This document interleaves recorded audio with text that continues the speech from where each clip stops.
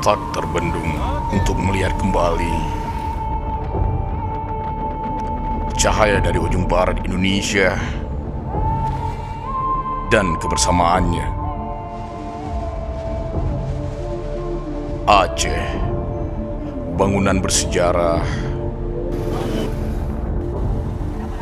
laut serta perbukitan menjadi bukti kayuhan mereka yang lebih dari 50 kilometer.